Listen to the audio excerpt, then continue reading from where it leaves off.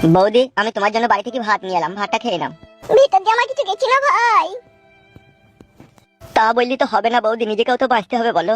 এইভাবে যে আমাকে একা রেখে চলে যাবে আমি ভাবতে পারিনি ভাই। কি আর করার আছে বৌদি, কার কোথায় কখন মৃত্যু লেখা থাকবে এক ভগবান ছাড়া আর কেউ বলতে পারে না। তবু ভাই এই ভরা যৌবন নিয়ে যে আমি বিধবা হয়ে গেলাম, আমি কি করে এই জীবনটা কাটাবো ভাই? বৌদি, আর মন খারাপ করে বসে থেকো না, খাবারটা খেয়ে নাও। যত তুমি মন খারাপ করে বসে থাকবে ততই তোমার মন খারাপ হয়ে যাবে বৌদি। তুমি কি ভাবছো আমাদের কি কষ্ট হচ্ছে না, আমাদের কি বুক ফাটছে না? ফাটছে বৌদি, কিন্তু কি করবো বলো, কিছু তো করার নেই আর। তোমরা এতদিন কিছু করতে পারোনি, এবার আমি করবো, দেখবে। কি করবে বৌদি তুমি একা মেয়ে মানুষ হয়ে? মেয়ে মানুষ? এই মেয়ে মানুষ যে কি করতে পারে সাদা কুকুর, এবার তুমি দেখবে। তোমাদের ভরসায় ছিলাম, তোমরা কিছুই করতে পারলে না। এইবার জীবন দিয়ে হইলেও জৈবন দিয়ে হইলেও আমার স্বামীর খুনের প্রতিশোধ নেব আমি। তুমি কি করতে চাইছো বৌদি? আমি এখন যাবো নেড়া বাবার কাছে।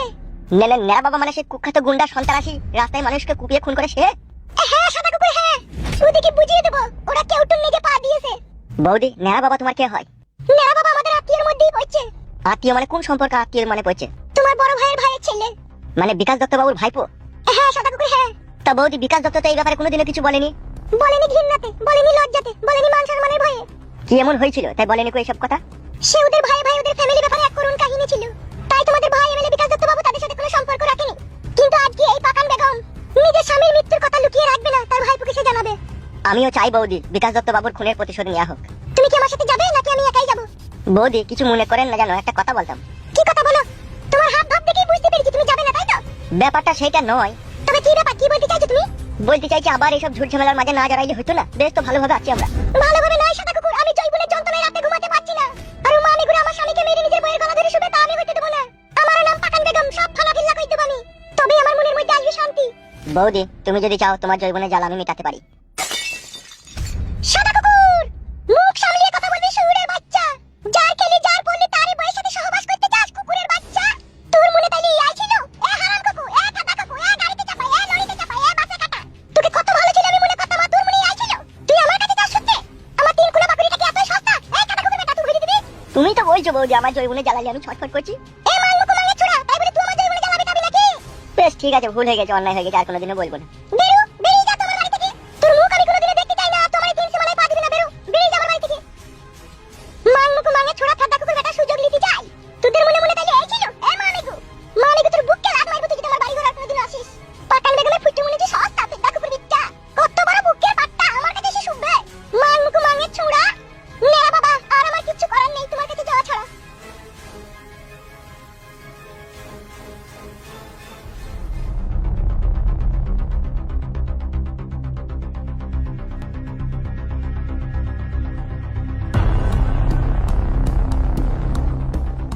আমিও তো একটা মানুষ বল বাপ, কতদিন আমি আর নিজের হাত পা পুড়িয়ে তোকে আর রান্না করে খাবো বল? তুই এবার একটু নিজে বিবেক কর বাপ।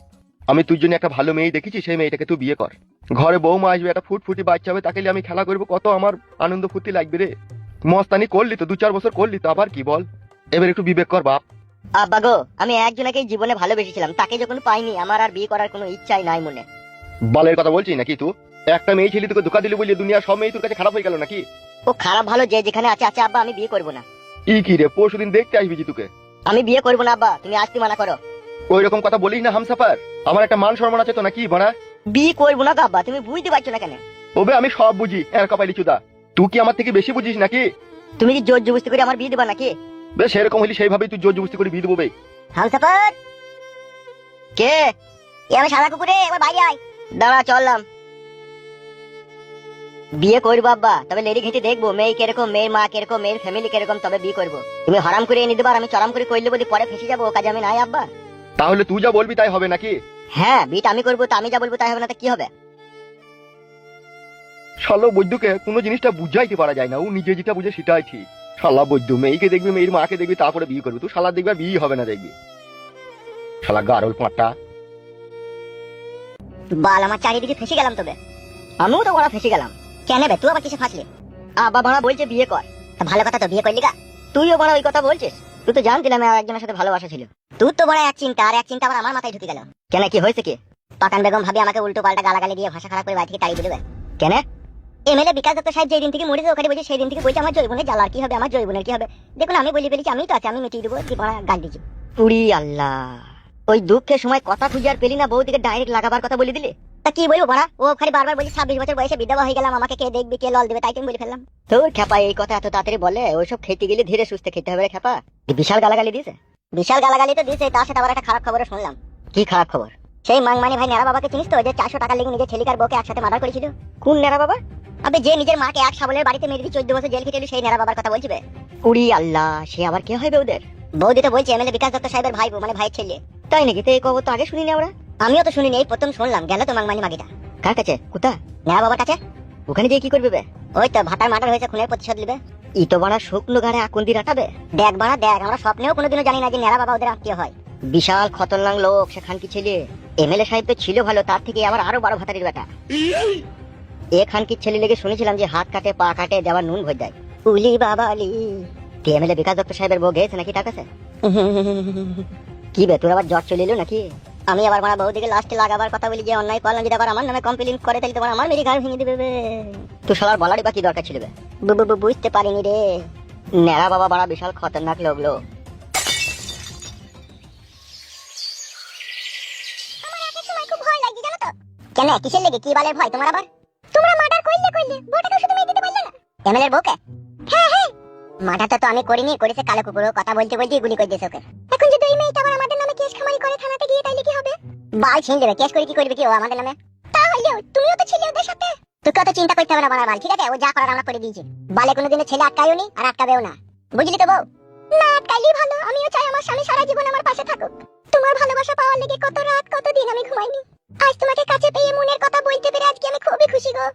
দেখিস খুশির চোটে আবার সারাতে মুছতে ফেলি না। আমার মুত মানে তো তোমার কাছে হচ্ছে আখের জুস। গিলিলে কথাটা। কেন হে, তুমি আমাকে ভালোবাসো না নাকি? ভালোবাসা বলি কি তোর মুত খাবো লাইলো মাংমানি মাগি? এই কি আছে তুমি? আমি তোমাকে কি খেতে বললাম নাকি? আমি হলাম পুরুষ মানুষ, তোর ভালোবাসা আমার কাছে সব সময় হটুর নিচেতে থাকবে। তুই যেন সেই ভালোবাসাকে হটুর উপরে ওঠার চেষ্টা করাই জানো। ভাত রান্না হয়ে গেছে? হইছে, বাল আমার মা আইছে। ইগিয়া, আমার মনটা খারাপ হয়ে গেল কেন? তা তুই বললি কেন? মাংমারানি কেলা আছে যেমন যে মুমের পুতুল, কিছু বললি খেতে বললি বলি যায়। নাই হাত বলাইতে যখন পুলিশ চুল কাটা ধরে টেনে দেবো না, তখন বুঝতে পারবি ভাত আর কি জিনিস। বাল মুখ হাতা তুমি আমার। ইগিয়া ইগিরে মারাইছো, কতদিন পর তোমার কাছে এসে আদর করে পাশে বসলাম, কোথায় একটু ভালোবাসা দিবে নাকি? খাটি সব সময় উল্টো পাল্টা কথা। ভালোবাসা মানে রাস্তায় পড়ে গেছে লাই, চাবি হাতে বালতি করে ভরে এনে দিয়ে দেবো। ভালোবাসা দেওয়ার টাইম হচ্ছে রাত থেকে 10টার পরে। এক কোটো নারকেল সালিমার তেল এনে 2 ফোঁটা দিয়ে দেবো, কিচিং করে দিয়ে দেবো। তাকে বলে ভালোবাসা। এখন দিনের বেলা কিসের ভালোবাসা? যখন ভাত তরকারি হয়েছে নাকি দেখ, আমি খাবো। এই ঝুমা বল, এ ভাত হয়ে গেছে, জমা বাবা যা তুই চলে আয়। যাচ্ছি, চলো ভাত হয়ে গেছে, খেয়ে নাও। চল।